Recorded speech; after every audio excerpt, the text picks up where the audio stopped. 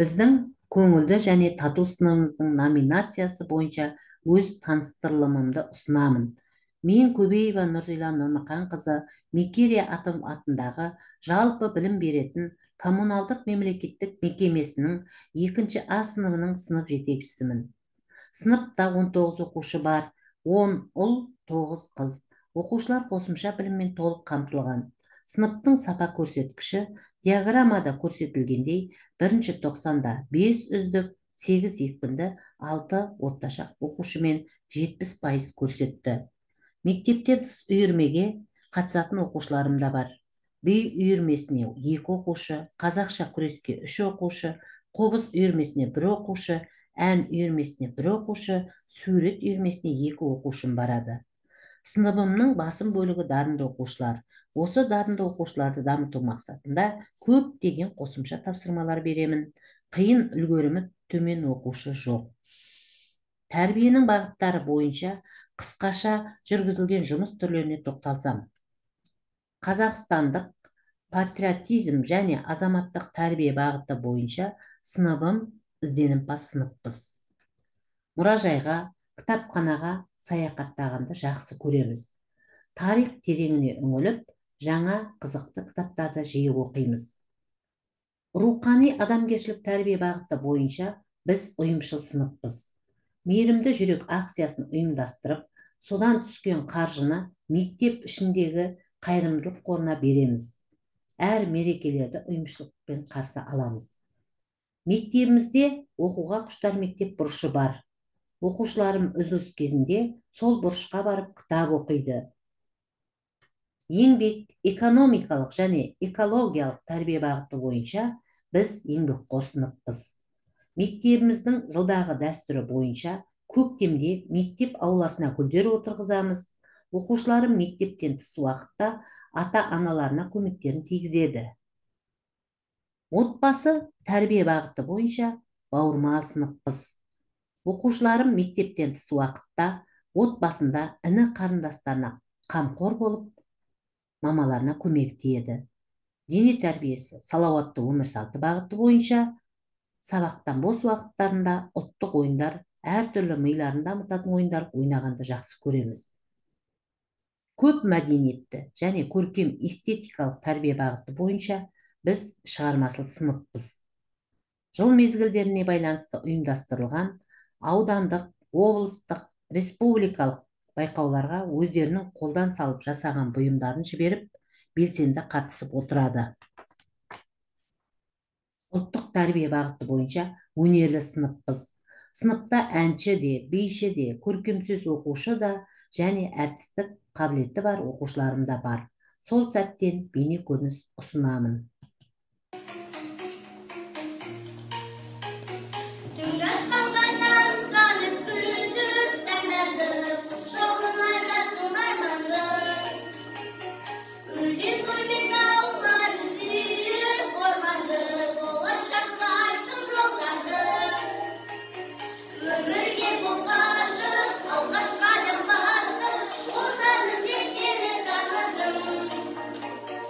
Сенде туылды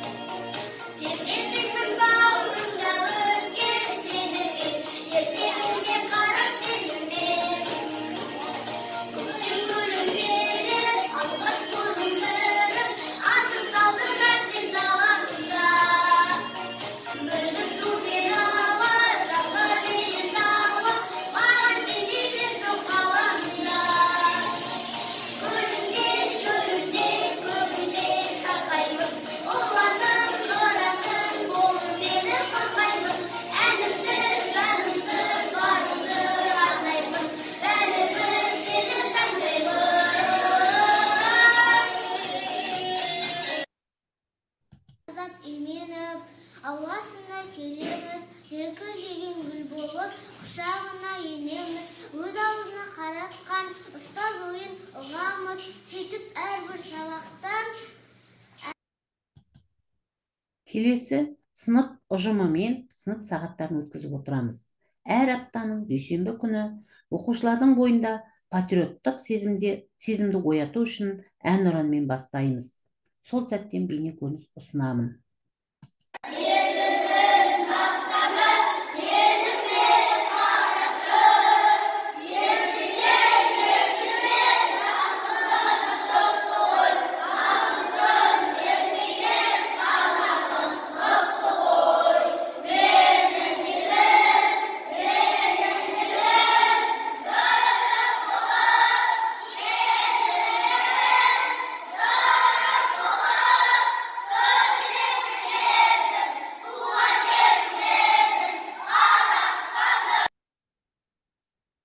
Сынып сағаттарын қызықты болуы үшін әр саладан мамандық иелерін шақырамын. Қауіпсіздік жөнінде түсіндіру үшін аудандық газ мекемесі мен Маңғыстау жарық мекемесінен мамандар келіп, сынып сағатына қатысып, қауіпсіздік жөнінде айтып өтеді. Өзімнің өткізген сағатымнан шағын бейне ролик ұсынамын.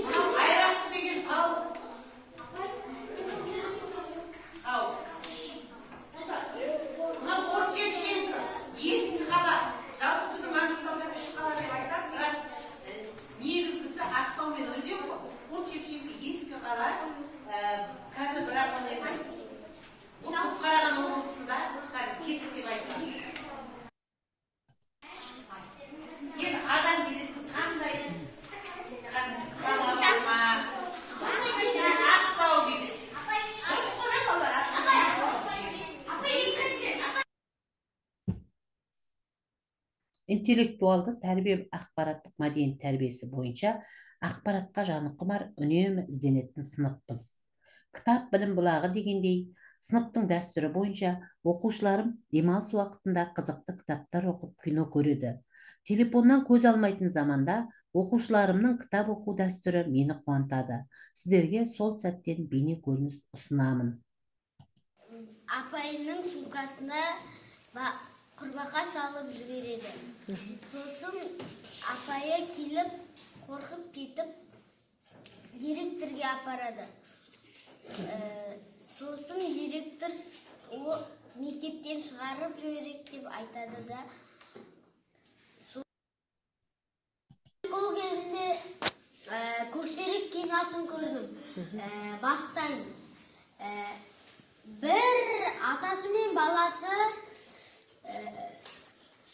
қасқырдың баласын көріп қалады. Сосын атасы оларды ұрып жерге лақтырады. Сосын үшінші баласын лақтырайын деп жатқан кезде баласы лақтырмашы дейді. Сосын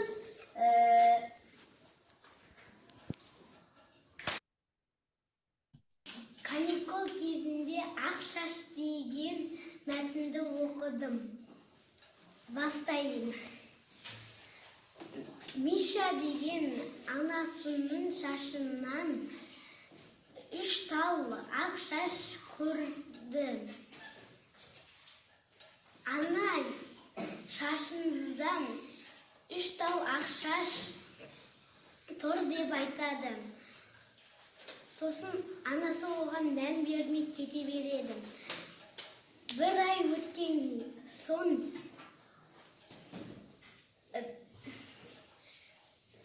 баласы мамасының шашынан түскен 4 тал ақ шаш көреді. Мама, сіздің басыңыздан үш тал ақшаш тұр еді ғой дейді. Төрт бір ақшаш ағарып кетіпті дейді. Мектеп психологы Байдиева Самал апайдың сынып оқушыларымен жүргізген арт-терапия жұмысынан бейне көрініс ұсынамын.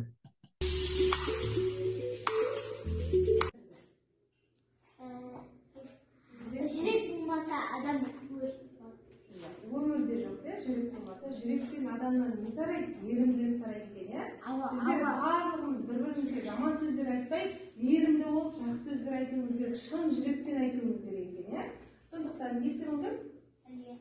Алияға мен мысал айтамын. Алия, сен өте әдемісің. Сіздер де сол сөздерді айтуларыңызға болады, немесе одан басқа да күшті сөздерді, сабақты күшті оқисың, ата-анаңызды тыңдайсың деген сияқты күшті сөздерді айтуларыңызға болады. Жаңа мысалы мен сіздер танымаймын ғой, жаңа ғана таныстырып көргенімізбен. Менің атым Самал, осы мектепте психолог болып қызмет атқарамын. Сіздермен как тренингтер, ойын жаттығуларды бірге ойнайтын боламыз. Алия, сен өте әдемісің. Рахмет дейсің де келесі адамға жалғастырасың. Айзересіз аталыңды тыңдайсың. Рахмет. Айзер, сен сабақты күшті оқисың. Рахмет. Раяның қандай күшті қасиеті бар?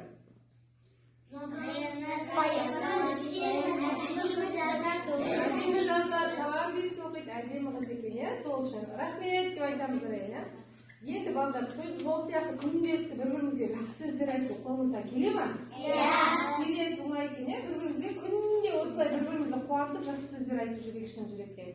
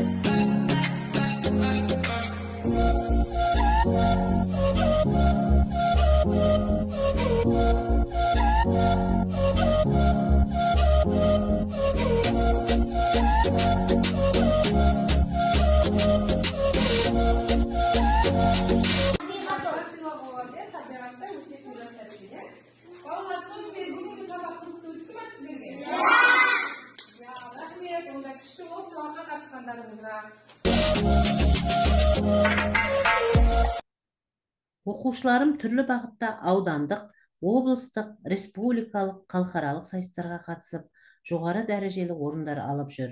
Кейбіреулеріне тоқталып өтсем, 2019 жылы халықаралық бейбітшілік әлемі байқауында оқушыларым Сәрсенова Ағнұр бас жүлде, Айтқойшиева Нұрай деген оқушым бірінші орын иеленді.